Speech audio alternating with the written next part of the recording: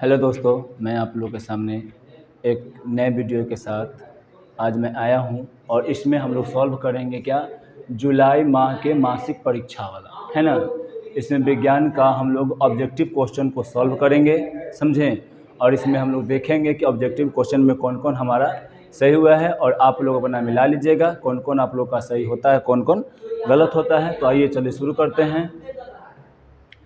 इसमें हम लोग देखेंगे पहला क्वेश्चन क्या है कि निम्न में से किस लेंस की फोकस दूरी धनात्मक होती है। The focal length of which of the following lenses is positive, है ना। यानी बोल रहा है कि इसमें कौन से लेंस में इसका फोकस दूरी जो होता है वो धनात्मक होता है। तो हम लोग पहले जान लेते हैं कि लेंस कैसा होता है, समझे ना। तो पहले देखते हैं कि लेंस कितने प्रकार के होते हैं। दो प्रकार के होते हैं। कौन कौन? तो एक होता है अवतल लेंस और एक कौन होता है, उत्तल लेंस होता है। एक होता है उत्तल लेंस।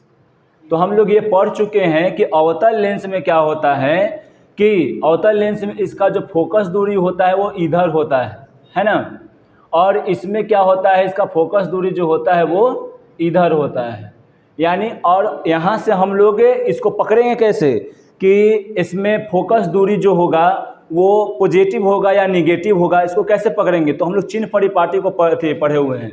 तो चिन्ह परिपाटी को पढ़े थे तो हम लोग जानते हैं कि यहाँ से अगर इस यानी लेफ्ट साइड यानी यहाँ से हम ऐसे देखें, ऐसे खड़ा है, अगर ऐसे खड़ा हो जाए तो इस हाथ की तरफ और ऐसे खड़ा है तो इस हाथ की तरफ, अगर इधर रहेगा तो इधर क्या हो जाएगा, जो भी अगर फोकल लेंथ हो या वस्तु हो या कोई भी हो, अगर इधर रहेगा तो निगेटिव में रहेगा। अगर इस लाइन के अगर इधर रहेगा तो क्या रहेगा, ये पॉजिटिव में रहेगा। तो हम लोग देखते हैं कि इसमें क्या है कि यहाँ पे एक लाइन पार देते हैं तो इधर वाला जो भी रहेगा वो क्या रहेगा, पॉजिटिव में, और ये क्या रहेगा, निगेटिव में रहेगा। तो यहाँ से हम लोग देखते हैं कि यहाँ पे क्या है कि ये अवतल लेंस है तो अवतल लेंस में क्या हो जाएगा, वो निगेटिव में हो जाएगा और फोकल लेंथ इसमें क्या हो जाएगा, पॉजिटिव में हो जाएगा। यानी हम लोग क्या जानते हैं कि यहाँ पे क्या हो जाएगा, फोकल लेंथ क्या हो जाएगा, यहाँ पे इसमें किसमें हो जाएगा, किसमें होगा, पॉजिटिव में फोकस दूरी। तो उत्तल लेंस से फोकस दूरी जो हो जाएगा वो क्या होगा, पॉजिटिव में हो जाएगा। खुश। अब आगे हम लोग चलते हैं, पहले इसको मिटा लेते हैं।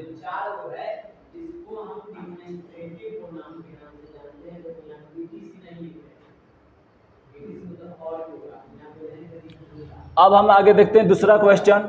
दूसरा क्वेश्चन में क्या है कि लेंस के आवर्धन का एसआई मात्रक। तो हम लोग पढ़े हैं अच्छा से कि लेंस का आवर्धन के जो एसआई मात्रक जो होता है आवर्धन का एसआई मात्रक जो होता है वो नहीं होता है ना। इसका जो एसआई मात्रक है वो नहीं होता है, यानी ऑप्शन नंबर क्या हो जाएगा, डी। यानी ये क्या हो जाएगा, मात्रक विहीन, यानी मात्रक इसका होता ही नहीं है, समझे। सिर्फ ये क्या बतलाता है कि ये वस्तु किधर है, पॉजिटिव नीचे है कि ऊपर है। अगर ऊपर रहेगा तो पॉजिटिव में चल जाएगा यानी धनात्मक में चला जाएगा, नीचे रहेगा तो क्या चल जाएगा, वो ऋणात्मक में चल जाएगा, है ना। अब चलते हैं अगला क्वेश्चन पे कि लेंस की मुख्य फोकस कितनी होती है। तो लेंस की मुख्य फोकस कितनी होती है, अभी हम लोग देखे थे। तो लेंस के मुख्य जो फोकस दूरी जो होता है, फोकस जो होता है वो क्या होता है, कितना होता है, 2 होता है। कितना होता है, 2। यानी ऑप्शन नंबर कितना हो जाएगा, बी हो जाएगा, है कि ना। अब यहाँ पे हम लोग देखते हैं आगे क्वेश्चन, चौथा नंबर क्वेश्चन देखते हैं कि मानव नेत्र में किस प्रकार का लेंस पाया जाता है। तो हम बढ़िया से बतलाए हैं, बढ़िया से पढ़ाए भी हैं क्लास में, और उसके बाद जो है यहाँ पे आप लोग पढ़े भी होंगे या आप लोग जानते भी हैं कि जो मानव नेत्र में जो लेंस है वो कौन सा होता है, उत्तल लेंस होता है, समझें।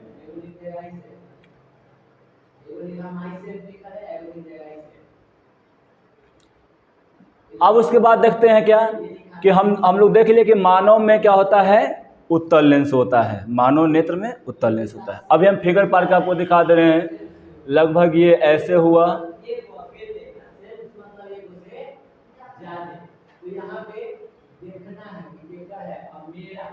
लगभग ऐसा ही होता है।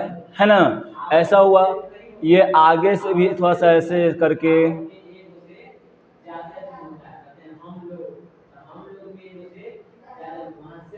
ये हो गया। यहाँ पे ये ऐसे रहता है, ये सिलियरली मांसपेशिया से जुड़ा हुआ रहता है। आगे ये ऐसे आइरिस रहता है ऐसे करके, समझें ऐसे।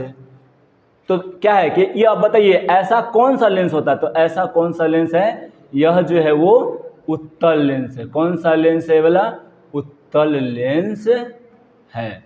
तो ठीक है, अब आगे हम लोग चलते हैं 5वां क्वेश्चन पे।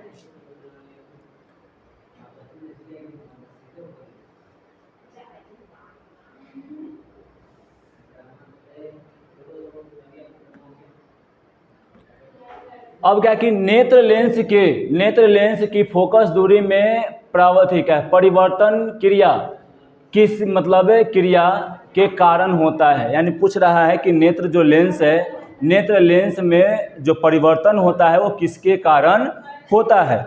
तो हम लोग पढ़े हुए हैं कि नेत्र लेंस में जो परिवर्तन होता है वो किसके कारण होता है, सिलियरली मांसपेशिया के कारण होता है। जो सिलियरली मांसपेशिया होता है जो ऐसे करके रहता है, ऐसे करके रहता है, तो यहाँ पे क्या रहता है, यहाँ से लेंस ऐसे रहता है और ये ऐसे जुड़ा हुआ रहता है सिलियरली मांसपेशिया किससे, लेंस से। और वही क्या करता है कि मतलब उसमें घटाने बढ़ाने का काम करता है और उसी से उसका जो क्रिया होता है, जो परिवर्तन होता है फोकस दूरी में, उसी से मतलब होता है। ठीक, अब उसके बाद क्या है कि निम्नलिखित में से कौन आँख में प्रवेश करने वाले प्रकाश की क्रिया को मतलब नियंत्रण करता है। तो यही करता है सिलियरली मांसपेशिया ही करता है ना। ये सिलियरली मांसपेशिया ही क्या है कि मतलब घटाता है और क्या होता है, बढ़ता है, घटता है बढ़ता है, घटता है बढ़ता है, जिसके कारण क्या हो सकता है कि ये मतलब उसको मतलब नियंत्रण करता है। ठीक,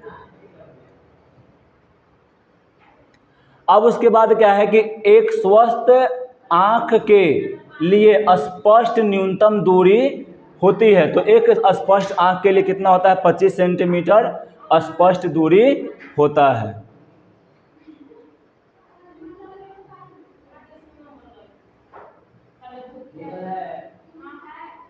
अब हम लोग देखते हैं क्वेश्चन नंबर 8वां। अब क्या है कि जब प्रकाश अत्यंत चमकीला होता है तो पुतली बन सकता है। क्या, पुतली छोटा बन जाता है। क्या होता है, पुतली छोटा बन जाता है।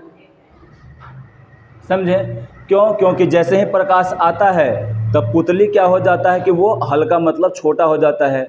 दोनों पट्टी से कौन आता है, दोनों पट्टी से आइरिस आता है और आइरिस क्या करता है, ये हल्का सिकुड़ जाता है। जब सिकुड़ जाता है तो क्या होता है ओकरा में, जब सिकुड़ जाता है तो क्या होता है ओकरा में वो पुतली छोटा हो जाता है। जैसे पुतली छोटा होता है तब क्या होता है ओकरा में प्रकाश कम जाता है। यहाँ पे एक और मिस्टेक,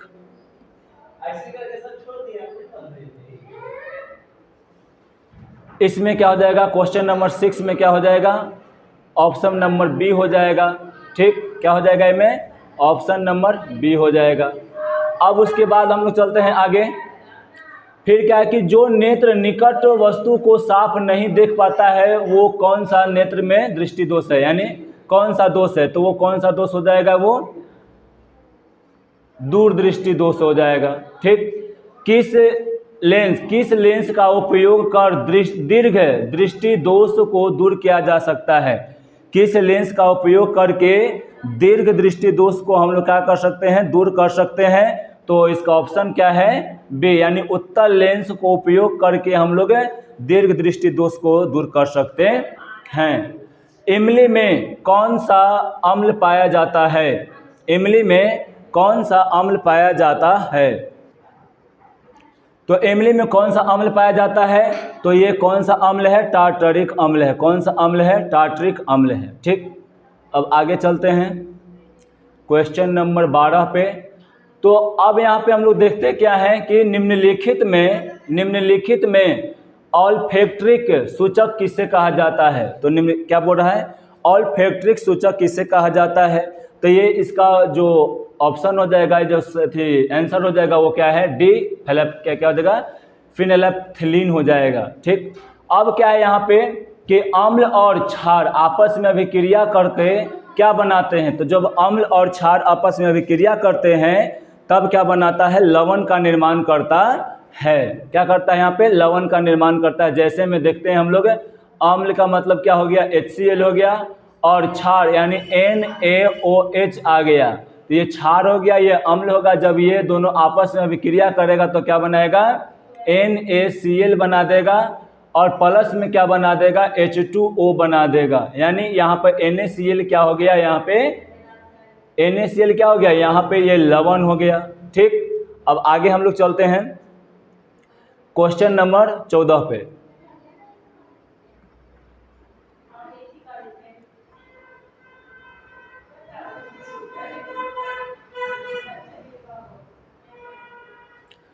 अब आगे क्या है कि हम लोग देख रहे हैं कि निम्नलिखित यौगिक में कौन सा अम्ल है? तो इसमें क्या है कि ये वाला जो है, ये वाला क्या है? ये वाला क्या है? ये क्षार है। ठीक, और यहाँ पे क्या है? ये भी ये ऑक्साइड है, धातु का ऑक्साइड है, ये भी धातु का ऑक्साइड है। तो बचा कौन? ये वाला, यानी H2SO4 यानी सल्फ्यूरिक अम्ल क्या है? एक अम्ल है। ठीक, अब क्या है कि NaOH क्या है? तो NaOH अभी वहाँ पे लिख कर हम बतलाए थे कि यह क्या है? एक क्षार है। ठीक, तो ऑप्शन नंबर क्या हो जाएगा? बी हो जाएगा। अब क्या है कि शुद्ध जल का pH मान कितना है? शुद्ध जल का pH मान कितना होता है? तो 7 होता है। ठीक, अब उसके बाद क्या है कि बैटरी अम्ल किसे कहते हैं? तो सांद्र सल्फ्यूरिक अम्ल को हम लोग क्या कहते हैं? बैटरी अम्ल भी कहते हैं, यानी H2SO4 होता है इसका आंसर। लौंग तेल किस प्रकार का सूचक है? तो लौंग तेल जो है वो किस प्रकार का सूचक है? तो यह जो है वो क्या है? ये जो है वो लौंग तेल जो है ये संश्लेषित मतलब सूचक है। ठीक, अब 19वां क्वेश्चन क्या है कि निम्नलिखित में किसका pH मान न्यूनतम होता है? तो अमाशय रस का pH मान क्या होता है? बहुत कम होता है। इसका लगभग जो होता है वो 1.5 pH मान होता है। समझे? अब क्या है कि जल में अस्थायी खरापन को दूर करने में निम्नलिखित में किसका प्रयोग किया जाता है? तो इसमें जो है ये Na2CO3 को क्या करते हैं हम लोग? उपयोग करते हैं क्या? जल में से अस्थायी खरापन को दूर करने में। अब आगे चलते हैं क्वेश्चन नंबर 21 पे। निम्नलिखित में कौन प्रबल अम्ल है? यहाँ पे ये जो है ये क्या है? ये बहुत ही दुर्बल अम्ल है, तो ये नहीं होगा। ये भी दुर्बल अम्ल है, ये भी दुर्बल है, यानी क्या हो जाएगा? HCl क्या होता है? बहुत ही प्रबल अम्ल होता है। मानव शरीर की सबसे लंबी कोशिका कौन है? तो मानव शरीर का सबसे लंबा कोशिका न्यूरॉन होता है। मानव मस्तिष्क का औसत भार कितना होता है? तो इसका औसत भार जो होता है 1.4 यानी लगभग 1400 ग्राम का ये होता है। अब एकरा में क्या है कि निम्न में से कौन सा अंग संवेदग्राही नहीं है? यानी एकरा में कौन सा जो है वो संवेदग्राही नहीं है? तो इसमें कौन हो जाएगा? एकरा में कान, ईयर जो होता है ये संवेदग्राही नहीं होता है। निम्नलिखित में कौन पौधे में नहीं पाया जाता है? तो इसमें क्या है? तंत्रिकीय नियंत्रण क्या है कि ये क्या उसको बोलते हैं कि पौधा में ये नहीं पाया जाता है ना? क्योंकि यह जो है वो कहाँ पाया जाता है? यह जो है वो हमारे मतलब दिमाग में, हम लोग के दिमाग में पाया जाता है। अब क्या है कि क्वेश्चन नंबर 26 में क्या है कि मस्तिष्क का कौन सा भाग हृदय, स्कंदन तथा श्वसन गति को मतलब नियंत्रण करता है? तो यह काम किसका है? मेडुला का है। यह किसका काम है? ये हार्ट बीट और रेस्पिरेटरी सिस्टम, रेस्पिरेशन को कंट्रोल करने के लिए किसका मतलब होता है? उपयोग करता है। दिमाग का कौन से भाग का होता है? तो मेडुला का होता है। मेडुला ऑब्लेंगाटा इसका पूरा नाम है। ठीक, अब उसके बाद क्या है कि निम्न में से कौन फल पकाने में मतलब प्रयुक्त होता है? तो कौन है? एकरा में इथिलीन जो है क्या करता है? फल को पकाने में मदद करता है। ठीक, पादप हार्मोन क्या कहलाता है? तो पादप हार्मोन क्या कहलाएगा? पादप यानी प्लांट का मतलब फाइटो है ना? फाइटो यानी इसमें क्या हो जाएगा, फाइटो हार्मोन कहलाएगा। पौधे में पाए जाने वाली गति क्या कहलाती है, तो एक में सब गति होता है, प्रकाश अनुवर्त गति होता है, गुरुत्वाकर्षण गुरुत्वाकर्षण क्या है, गुरुत्वानुवर्तन होता है और जलानुवर्तन होता है। कैसे होता है, यानी तीनों होता है, यानी ऑप्शन नंबर डी हो जाएगा। जिधर से प्रकाश आएगा उधर में है पौधा क्या होता है, बढ़ता है। धरती यानी जड़ जो है वो नीचे की ओर जाता है, और पानी में अगर रहता है तो पानी में भी क्या होता है, वो जिधर पानी का मतलब बहाव रहेगा उधर में उसका जड़ या तना होता रहता है। यानी एकरा में क्या होता है, सभी मतलब बल लगते हैं। अब क्या है, क्वेश्चन नंबर क्या है, 30 है। क्वेश्चन नंबर 30 क्या बोल रहा है कि निम्नलिखित में कौन पादप हार्मोन है।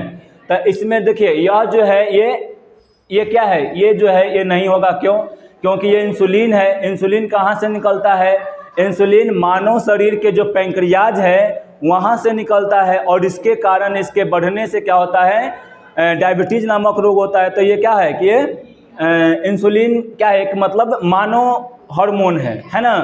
अब उसके बाद क्या है, थायरोक्सिन। थायरोक्सिन जो होता है यहाँ से निकलता है, यहाँ पे थायराइड ग्लैंड होता है वहाँ से, है ना। फिर क्या पे क्या है, एस्ट्रोजन। एस्ट्रोजन जो है वो क्या है कि मतलब वुमेन यानी महिला के जो ओवरी होता है वहाँ से निकलता है। यानी बच गया कौन, यहाँ पे साइटोकाइनिन बच गया। तो साइटोकाइनिन क्या है, ये ऑप्शन नंबर डी हो जाएगा सही। यही क्या है, पौधे में पौधे का हार्मोन है। ठीक, इसमें इतना ही क्वेश्चन था। तो अब जो है हम लोग फिर से अगले महीने में जो होगा टेस्ट उसके साथ हम लोग आएंगे। तब तक के लिए थैंक यू।